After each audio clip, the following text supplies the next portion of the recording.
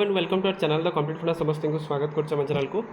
आलोचना करवा junior teacher schematic regular GO order के विषय में आज आप देखा 3 आपण जुलाई तो 3 जुलाई आप गुरुत्वपूर्ण अपडेट्स विषय देखा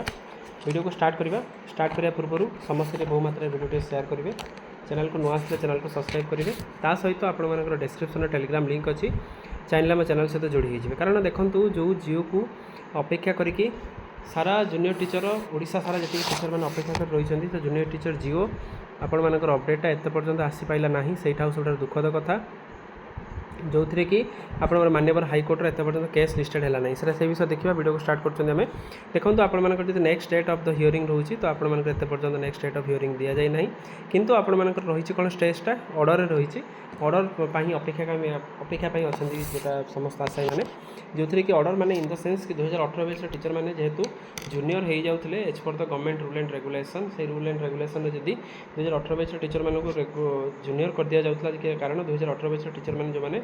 रेगुलर हे 6 वर्ष पर डिसेम्बर 2024 होते किंतु नुआ गाइडलाइन अनुसार 2024 अक्टोबर जो टीचर मैंने रेगुलर होती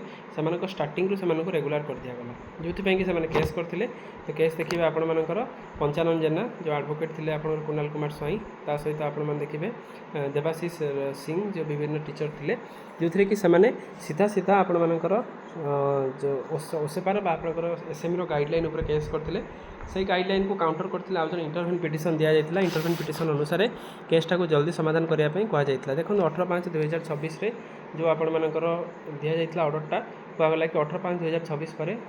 22 जून पर कमेंसिंग विथ ताला अपन देखते 22 जून पर आज 22 जून पर आज हम देखा 3 जून 3 जुलाई आम पहुँचले किंतु आपण मानकर एत पर्यंत कौन मैटरटा सॉल्व हो पाला ना तो जो जिनसा थिला आइदर आपण मानकर गवर्नमेंट तरफ तो निश्चित प्रथम कथा आम कहवा भूल अच्छी कारण गवर्नमेंटर भूल जो ही जिनस तो यहाँ सब गोटे दुखद कथा जदि गवर्नमेंट जानी 2018 बैच टीचर मानकर एमती प्रोब्लेम अच्छी ताले से आगे रेगुलर से सीनियर प्रदान करी जूनियर टीचर स्कीमेटिक मानक रेगुलर करते किसी भी प्रोब्लेम कौन वे प्रोब्लेम हो ना आम समस्ते जानते कहीं जूनियर टीचर मैंने तो कहते कि रेगुलर हाँपाई ना कि जो केस मैटर फसापी से कौन इंटरेस्ट भी नाला तो जदि से रेगुलर करता हुए तो आप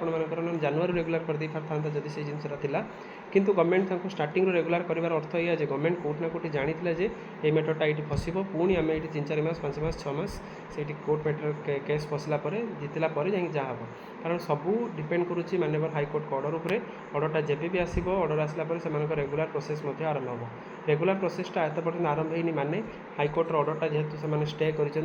स्टेटा को लेकिन जूनियर टीचर मानकर स्कीमेटिक टीचर मानकर रेगुलरटा आगू जापार ना